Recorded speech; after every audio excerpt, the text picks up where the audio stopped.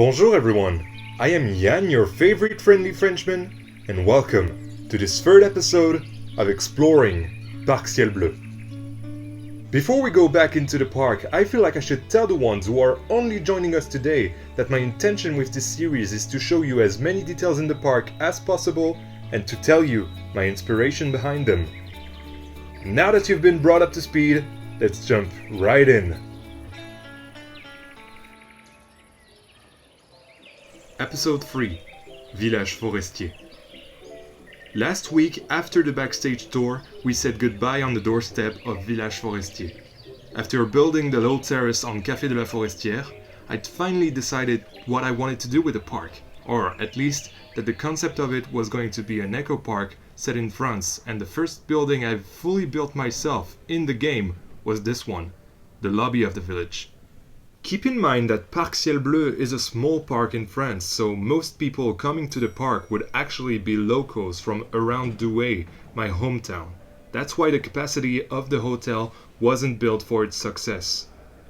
My inspiration for the lobby was the one at the Sequoia Lodge, one of my favorite hotels at Disneyland Paris. It's inspired by the redwood forests of California, and I always loved it because it seemed like a real place to chill out after a long day at Disney. This is the feeling I was trying to go for actually. I also got inspired by the multitude of campsites in France I went to as a teenager. One of them was deep in the woods with buildings similar as the ones I have in the village, although their lobbies weren't as fancy as this one. After all, Parc Ciel Bleu's just been built and you can still smell the fresh wood in the building, so you can assuredly tell it's new. We're about to go deep into the real nature part of Parc Ciel Bleu, but before we skip to that, let's appreciate how only 18 pieces of this building are on a grid, and the 868 other pieces are not. As my first fully custom build, I think I did okay. As we come out of the lobby, we have 3 different paths we can go on, and just as it is in a real hotel, it's just as confusing in Village Forestier too. But to avoid causing too much confusion, I built signs. Yeah, what a great planner! We've got 20 cabins that we would call chalets in French. Each of them are one of 2 different models, a base one and a reverse one, which I placed individually as blueprints and then brought individual attention to in order to give them all their own privacy. The 101 to 110s are premium because they're in quiet places and their front door is facing the water. Oh. Looks like we have a hidden crow here. That would be our 6th. Come on, I'll zoom in. There he is. And the 201 to 210s are facing each other or in noisy areas. Actually, both. So they're in areas like the playground, for example. We'll get to it later. As you can see on the right, you can also rent a boat on the Parc Ciel Bleu app. It's really handy, that thing. Oh, and I decided to place this crow here because, well, it was the 101, so literally the first chalet I've ever made. Again on our right, you can see the hot tub of the village spa I put on stilts. You may recognize it from my outros, actually. Right, now let's go to actually the 201 to 210s because they're that way. Basically, you can see how much closer they are to each other and don't have the foliage separating both terraces. Oh, and I just remembered. I didn't show you on the 101 and 102, but every air conditioning unit of where would be the kitchen is accessible from the outside. No, you can check in game. They all have a small path that leads to it. Across from cabin 202 is my custom playground. I've actually put every object featured here in a pack on my workshop because I felt like some people could use them, and I was right. I saw 3 or 4 other creators using the assets, which brings joy to my heart. We have a swing set, a seesaw, and a climbing frame with a slide.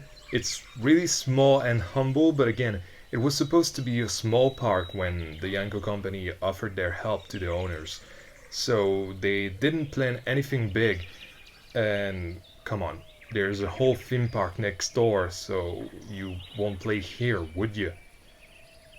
Nah, I know you won't. You'd be on rides all day.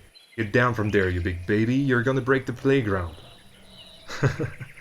On the side we have a ladder made of planks so that the kids can climb there. We also have this rope bridge that we climbed on. And we got also on the other side a classic rock climbing thing but with wood.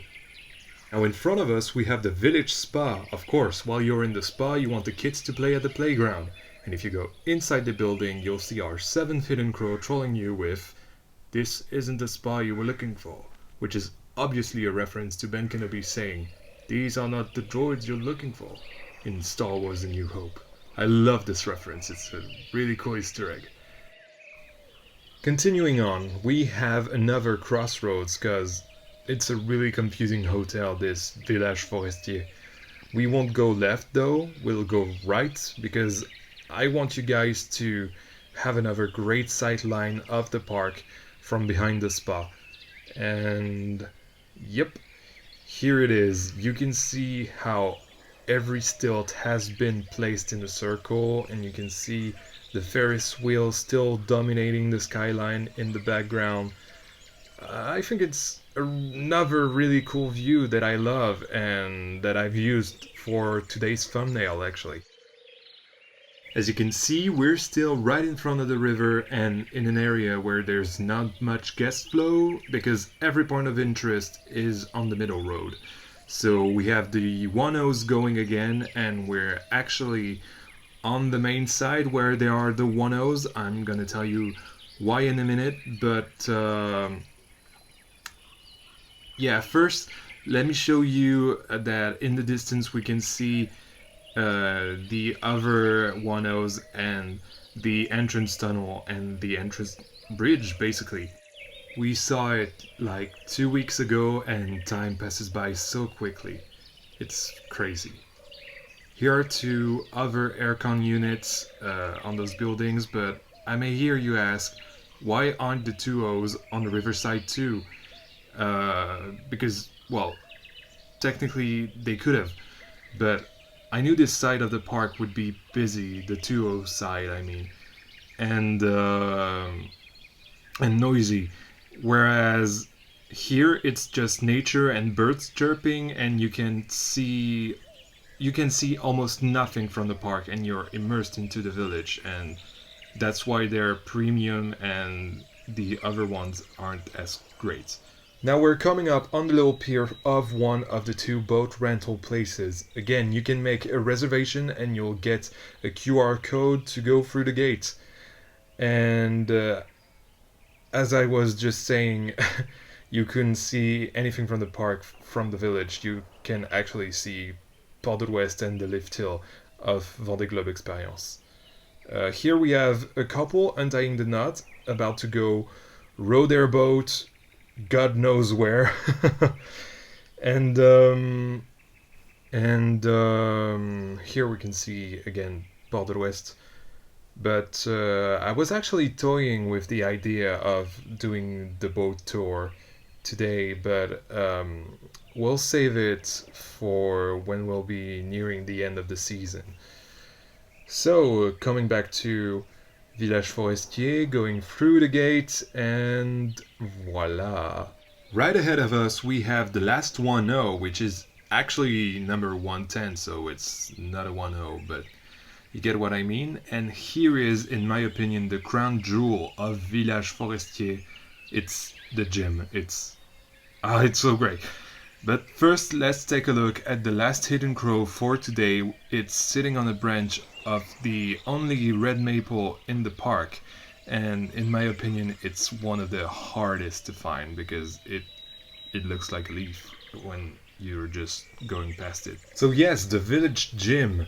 Everyone in every spotlight I've ever seen on this park comes there and loves this place. There are some bench press, some pull down machines, some spin bikes, and of course inside we've got some treadmills. These are also available on my workshop page, but I'm not sure I've ever seen anyone use them, to be honest. Who knows, they might actually be terrible. What is really terrible though is this whole gym, because no gym would have such machines outside, and this room with the treadmills it would be so hot. Like, it's my man Tall Guy Gaming who pointed it out in his first spotlight that he did on my park, and he actually released it on my birthday, the 16th of August, so that was Tuesday from this Friday. But the place doesn't even have AC, so you're basically dying in there, but the leaf pattern with the glass that represent their veins, that's really awesome. But yeah, I love this place, but it doesn't make any sense when you think about it. So yeah, I'm starting to lose my voice. I think we'll go back to the lobby and see, well, what we'll see in the upcoming episodes on the info board. This was a nice one. This was a really funny one. Some unexpected, things, and I had a great time today. Here we are going back to Parc Ciel Bleu through this portal of a lobby from a calm forest to an actual theme park. Welcome back to Place d'Anton, and we can see the wheel again, our good old wheel, and we can even see the wooden mountain that is Ibex in the distance, so I don't think we'll need to go to the board to decide. Next episode we'll ride our first coaster together, so be sure to subscribe to avoid missing out. I think it's time we say goodbye again. But don't worry, we'll see each other again next week for episode 4, which will be on Place des Alpes and Ibex. Thanks for being here with me for the 3rd episode of exploring Parc Ciel Bleu. If you liked it, well, please leave a like or a comment on the video, and consider subscribing to avoid missing out on this epic future episode. This has been Yann, your favorite friendly Frenchman, and I'll see you in the next one. À bientôt!